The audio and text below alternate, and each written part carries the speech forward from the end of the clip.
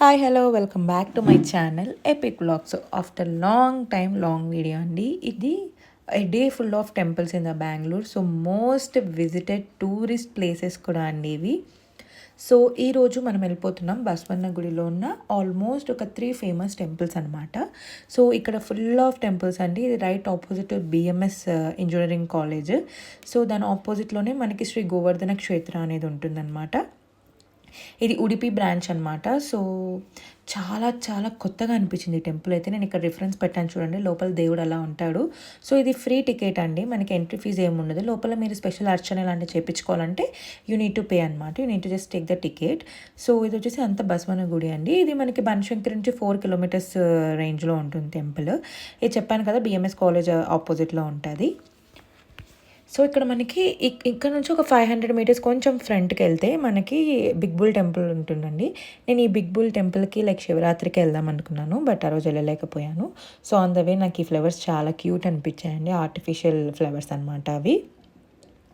ఇంకా ఇక్కడ రాఘవేంద్ర స్వామి టెంపుల్ కూడా ఉంది. అది ఎక్కడంటే right opposite to Big Bull Temple అనమాట. అన్నీ అక్కడెక్కడే అనమాట, వాకబుల్ డిస్టెన్స్. సో ఈ బిగ్ బుల్ టెంపుల్ పక్కనే మనకి దొడ్డ వినాయక టెంపుల్ కూడా వస్తుందన్నమాట. ఇదే అది గుడి అనమాట. సో మేమైతే ఫస్ట్ ఈ బిగ్ గణేష టెంపుల్ విజిట్ చేసేసుకొని ఆ బిగ్ బుల్ టెంపుల్కి అయితే వెళ్ళిపోయాము. సో ఇలా రిఫరెన్స్ పెట్టాను కదా, ఇలా ఉంటాడు దేవుడు. యాక్చువల్ లోపల ఫోన్స్ నాట్ అలో, నేను అందుకని రికార్డ్ చేయలేకపోయానండి.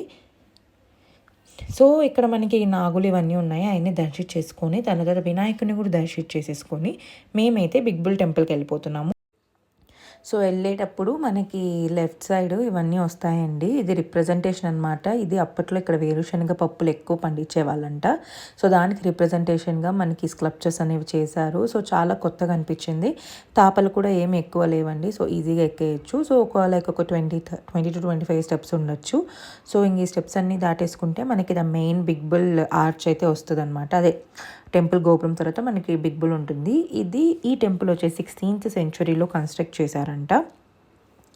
ఇది సౌత్ ఇండియాలో మనకి 4 బిగ్ బుల్స్ లైక్ పెద్ద నందులు ఉన్నారు. సో అందులో this is one of the big bull అనమాట. సో ఇదైతే చాలా ఫేమస్ టెంపుల్ అండి. ఇది శ్రీ దొడ్డ బసవన్న టెంపుల్ అనమాట. సో ఇక్కడ పెట్టాను కదా, దేవుడు అయితే ఇలా ఉంటాడు. సో యాక్చువల్లీ చాలా అంటే చాలా మస్ట్ విజిట్ టెంపుల్. సో ఎప్పటి నుంచో వెళ్ళాలనుకొని ఇప్పుడైతే వచ్చేసాం మేము. సో ఈ ఏరియాకి వస్తే మాత్రం ఒక్క టెంపుల్ కాదు, ఈజీగా 4 టెంపుల్స్ చూసుకోవచ్చు మీరు. మేము కూడా అలానే చేసాం. సో ఫైనల్గా దర్శనం కూడా అయిపోయింది.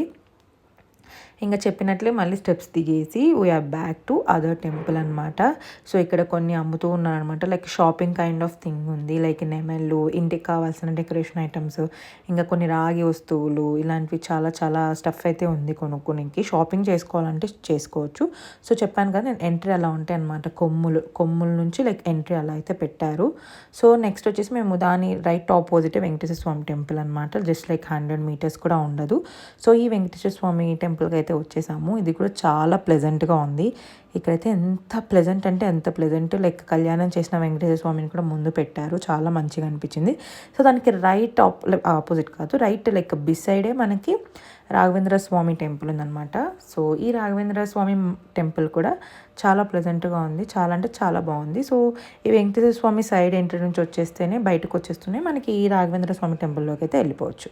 సో ఫైనల్గా ఇదండి నా వ్లాగ్ కనుక మీకు యూస్ఫుల్ అనిపించి లైక్ చేయండి, షేర్ చేయండి, సబ్స్క్రైబ్ చేయండి.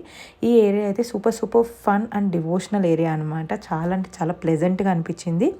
సో ఇంకొక మంచి వ్లాగ్తో నేను ముందుకు వచ్చేస్తాను. అంటిల్ దెన్ ఈ వీడియో కనుక నచ్చితే సబ్స్క్రైబ్ చేసేయండి గైస్. Bye, like, share.